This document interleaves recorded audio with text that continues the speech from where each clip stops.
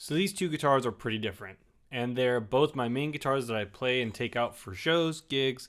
This one hasn't gone on a tour yet because it's still new, but it will be going out with me next year because I've been seeing a lot of conversation online talking about the price of guitars and everything. And I wanted to come here and kind of give my thoughts and ask and hopefully give somewhat of an answer to the question of, do you need to be buying expensive guitars anymore?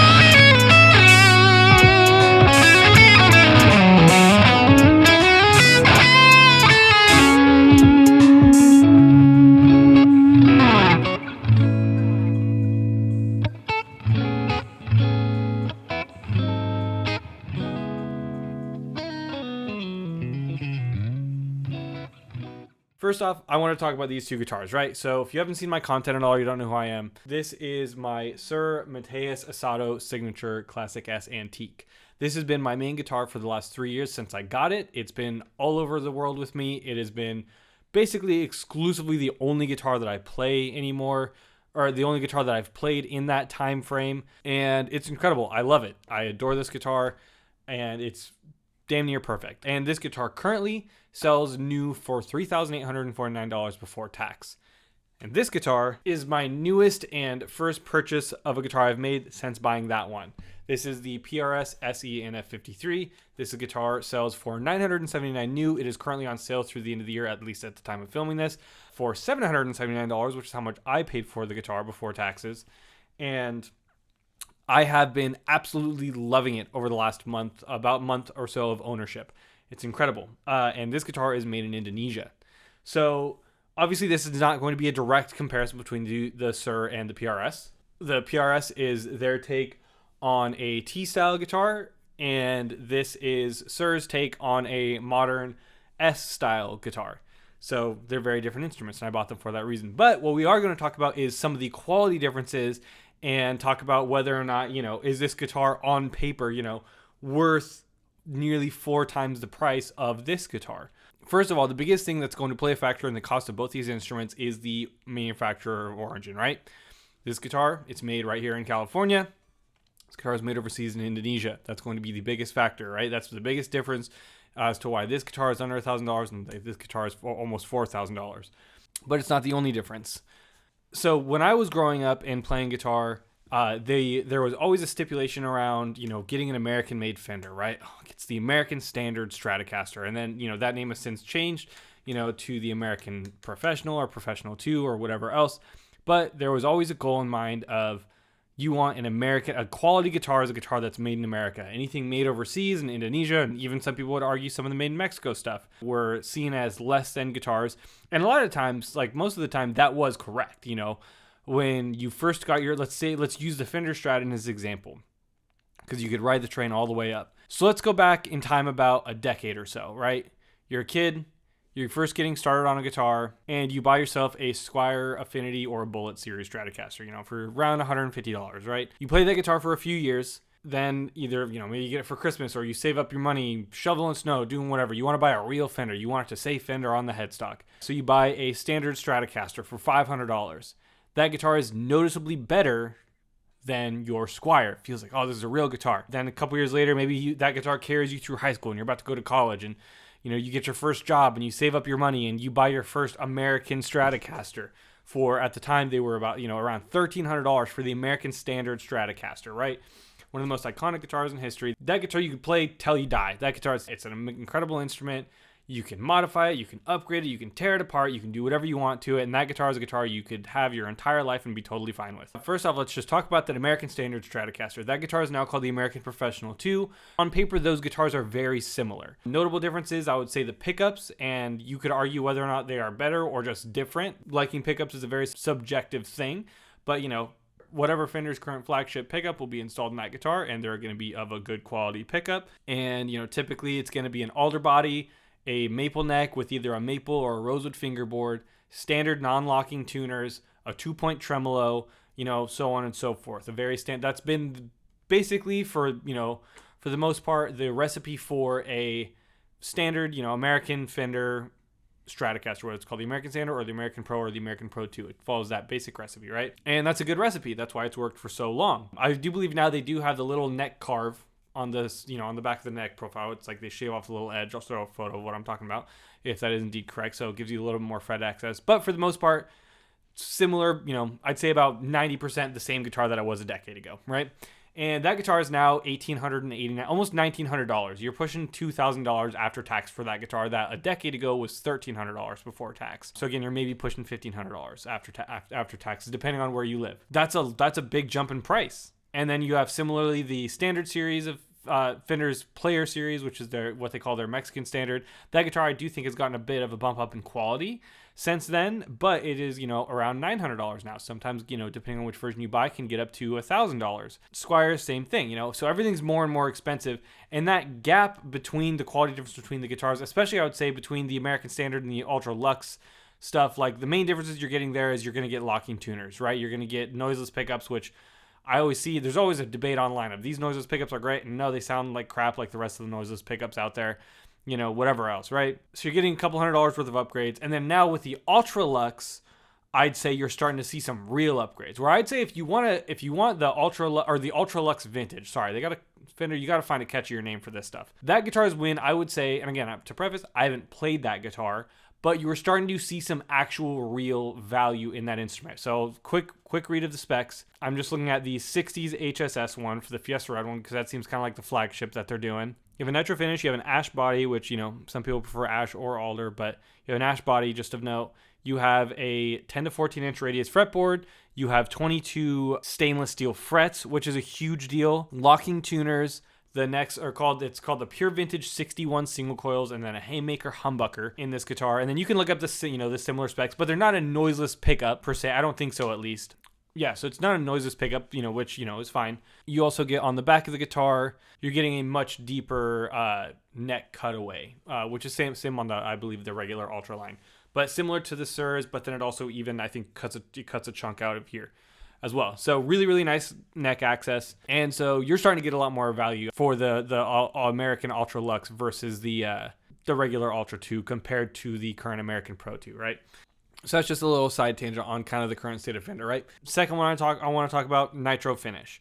So we talked about made in America and how that used to be a big gap in quality between something made overseas. Now let's talk about something that you're just not, at least as far as my knowledge, feel free to comment down below and correct me, but you're not going to see on a guitar made overseas really ever. I haven't been able to find anything yet. Be a nitro finish. So I mentioned this briefly when talking about the American Ultra Luxe Vintage 2. If you don't know, if you're new here, or if you're kind of new to guitars and how they're made, nitro finish is a thinner type of lacquer finish. It's what they did originally on the 50s and 60s on Fender guitars. It's why you see a lot of guitars that are like relic and aged. Those are nitro finish guitars. It's a thinner finish, so it lets the wood breathe a little bit more. And then as you play it, like this guitar, I've had, like I said, for 3 years, and it's already aged a lot since I've gotten it. versus something like what this guitar has, just a regular poly finish. This will age, but more so with like dings and dents, less so with like actual wearing away the paint. Like it'd take a lot to like wear through this with just a regular guitar pick, a lot longer than it will for something like a nitro finish. So nitro typically is viewed as, the superior type of finishing for a guitar, and that's why it's really popular on higher premium made instruments. It's also just a lot, at least from what I remember, it's a lot more expensive to do. There's a lot more precautions you have to take because I think it's a more hazardous material to work with, or a more difficult material to work with. So that's why on brands like Sir, like this guitar is made with nitro. One thing I will say, Sir, their standard like classic S line is not, or classic line is not going to be nitro. It's really only on their antique stuff or custom stuff. So do your research if you want to get a Sir. If nitro is something that you value, make sure you find the one that you buy that it has nitro if that's something you're after. So just throwing that out there. I think all their guitars should be nitro for the price that they're asking. This guitar is only a few $100s more than their standard one. Their classic S is $34.50. I think that should be a nitro finish guitar. But that's just my 2 cents. So that's going to be the other big thing, right? Other things and things I think that just should be offered more on lower end guitars. I'm going to call this section the gatekeeping section by manufacturers, because it's advertised as a premium feature when it really shouldn't be, in my opinion, is things like this. So this is a roasted maple neck. So similarly, quick brief summary. It's called roasted maple because it's been roasted in a kiln. It sucks out all the moisture from the neck, basically, or a lot more of the moisture, and gives it this really nice caramelly color, but it also makes it way more weather resistant. So if you're someone who travels a lot or tours or whatever else, having a guitar with this type of neck is huge, because I've taken this to climates, like every climate you could think of, and it is absolutely rock solid. I love it. It is great for touring and traveling. And so this is something that I think a lot of other guitar companies should offer. Like Fender makes necks, and I believe they've made some guitars, but they're usually only special edition. But Fender makes necks, that you can buy that are roasted maple necks. I'm like, why don't you just offer that as a more standard option? Same thing with, companies like PRS doesn't work with maple as much. They're usually using mahogany and stuff like that for the guitars. But on the guitars that do have maple like this, it would be nice to see a option for a roasted maple guitar. That's just my opinion, but that's another thing that I would argue, something like I said, I call it gatekeeping. I want to touch on this guitar really quickly. So this guitar, I've had it for a month, right? I absolutely love it. I think it's great, but I have changed a couple things on it. I've had a couple qualms with it. The main thing is I was having a bit of a tuning stability issue. That's really the only thing. It seems like I might have just gotten a little bit unlucky with the specific one that I got, but I'm going to mention it nonetheless. And so I did two things. One, I was going to do anyways. I bring this up in my review. But this guitar does not come stock with locking tuners. I got some just Goto locking tuners on sale for they were like $40, and they dropped right in, and they're great. So I got those. That is something that's good. I 100% think this guitar should come with. I played a S2 594 McCarty the other day. That guitar is well above $2,000 from PRS, no locking tuners. That's absurd in my opinion. These guitars should come with locking tuners. And this is a very loose comparison of pricing, but right now, I'm going to use Fender as an example, and I know none of these parts are made equal, right? But I'm going to use Fender as an example because they're also guilty of this gatekeeping, I'm calling it. So Fender's American tuners that they sell on their American Pro Series guitars is $51.89 for just the standard. That's what comes on their American Series guitars. To go from those to the just tuners by themselves, what I'm talking about here, it is $68.99. So consumer price difference, if you're just buying the parts by themselves, is only $20. Again, that's a $20 difference between consumer and not even a $20 difference. It's $68.99 and versus $51.89 on Sweetwater right now to buy these tuners. So like an $18 price difference for the consumer. That's not counting costs and margins and everything else like that, manufacturer costs from them and everything else. It's like less than a $20 difference to just buy the parts. So it couldn't cost much more for them to just put locking tuners on all their standard guitars. Same thing goes with PRS. I fully feel the same way about PRS. They sell their locking tuner set. I think it's like $100 and something for their SE locking tuners or S2 locking tuners. That should be something that should be an industry standard in this point. It is absurd to me that it isn't, and it is literally the only reason it is not being sold as industry standard is to upsell you on the other guitars. Like I said, that was my trick. When I worked in music retail, my trick to upsell someone from the American Standard to the American Deluxe is I would say, oh, this one has all the upgrades that you would do to the American Standard already done to it. You got better noiseless pickups. You got a different bridge. You've got these fancy knobs with the S1 switching, and you've got locking tuners, and you've got the carved neck heel. So there's really no reason in my mind why they shouldn't, other than, just to be able to sell these guitars for a couple $100 more and call it the deluxe or ultra or whatever version. Same thing goes for PRS. Like I said, I tried a guitar that was well above $2,000 the other day, didn't have locking tuners on it. That's insane to me. They should come with locking tuners. So that's another thing that I would say is a gate-kept premium feature that just shouldn't be a thing. The other thing I had to do this guitar is I ended up replacing the nut. And this is a thing kind of specific to PRS SE. I saw on the forums it was kind of split. Some people have had SEs and have not had to change the nut. Some people had SEs and they were like, these guitars are perfect except for the nut. So I was still having a bit of a tuning stability issue. And so I decided to order a Graphtec nut, Husk nut, which is what comes on my Sur as well. It was $14. I have enough experience by myself to just install it myself. I just shaved it down, put it on my guitar, and it's been great. So that's something I had to do to this guitar to kind of get it up to where I wanted it to be. And I'm completely fine with that. So those are some upgrades I did to this guitar to kind of get it up to par for what I need. Apart from that, the guitar's been damn near perfect. Okay, kind of final point in the gate-kept, what I would call gate-kept premium features. We just saw finally Fender introducing on the new their new guitar is stainless steel frets. Stainless steel frets are so good. Like, they feel perfect. They don't wear out. A lot of the comments that I got on my video for this guitar was, man, I really love the guitar, but I just burned through frets. I really wish it was stainless steel frets. And I agree. I think it would be great if PRS offered stainless steel frets on more of their guitars. I just played this guitar for the first time yesterday for a gig since buying this. And as much as I do love this guitar, man, the stainless steel frets just feel different. You can just glide across the fretboard. They feel great when bending. And they don't wear out. I've had this guitar for 3 years and played it as my main guitar. There is not a lick of damage on these frets, like, at all. I'd be hard pressed to find even in 10, 15 years that these frets have gone out. So that is absolutely something that more and more of these like mainstream brands like Fender, PRS, Gibson, whatever, need to start using, because it is a great option. It is not too much upfront for the cost to put these on guitars. There's the cheapest guitar that I found with stainless steel frets it's called the Ibanez AZ24S1F standard electric guitar. Stainless steel frets on this guitar, $599, $600 with a rosewood maple neck as well, and locking tuners.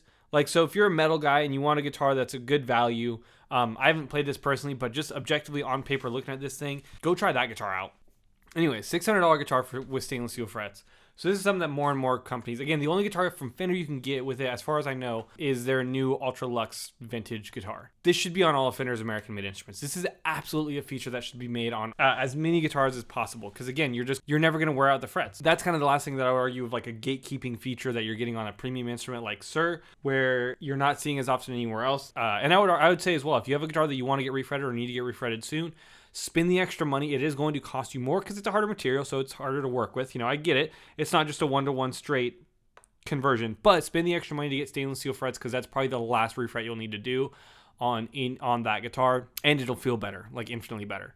So like whenever this guitar in a couple years, if I need to refret it and stuff like that, I'm paying the extra money to get stainless steel frets in my guitar, because I probably won't ever have to refret my guitar again after that point. So that's another feature that I think, absolutely should be standard on guitars like this, especially if you're talking about American-made instruments with a premium price tag. Not having stainless steel frets, like, that's insane. So again, this would be if you're looking to buy a guitar, and there are guitars you can find in this price point, in really kind of like most price points for what you want, it would be stainless steel frets, locking tuners, a good quality nut, most likely like definitely a Tusk nut would be great, but PRS's standard nut is pretty good usually. Roasted maple neck, if it's a maple neck. If it's a Strat, look for a 2-point tremolo. If it's like an S-style guitar with a tremolo, 2-point trem. And then anything else kind of above that, like a nitro finish, stuff like that, you're probably gonna have to pay a premium for. But yeah, definitely stainless steel frets is the top. Locking tuners, stuff like that, like the Sire new series of guitars from Sire. They have a really, really great specs similar to Sur and other brands like it, as well as like some of the Schecter stuff, like the Schecter Nick Johnston. If you want just another kind of good HSS Strat similar to a Sur, the newer Schecter Nick Johnston comes with stainless steel frets and a roasted fingerboard, locking tuners, all that stuff. So again, like I said, overall, the good news is no matter what your price point, you can find a great guitar. Does that then invalidate this guitar or some other PRS core guitars or the new Fender American guitar or whatever else that are pushing $3, $5, $6, $7,000? No.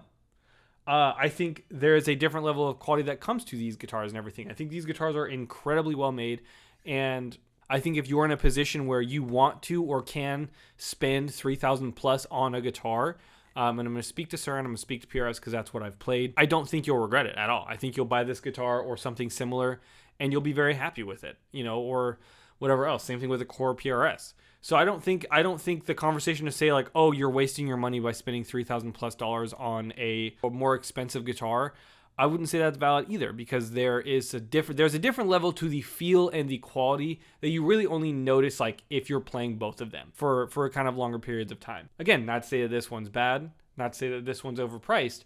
I think if you decided to spend the $3,000 plus on this guitar, I think you'd be happy with that purchase. I think you'd be happy with that choice. What's nice though is you just really don't have to anymore. You can find incredible guitars for sub $1,000 or around that $1,000 to $1,500 price point.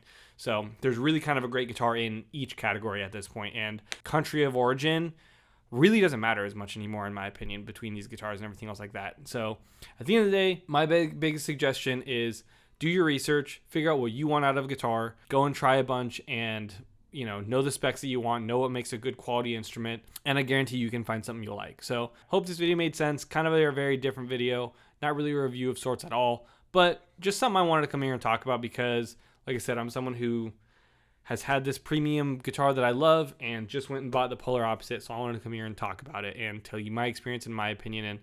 And hopefully if you're looking for a new guitar, you can get some good insight on what to buy. So if you're new here, if you're not subbed, please like and subscribe to the video. It would really mean a lot. And I'll catch you guys in the next one.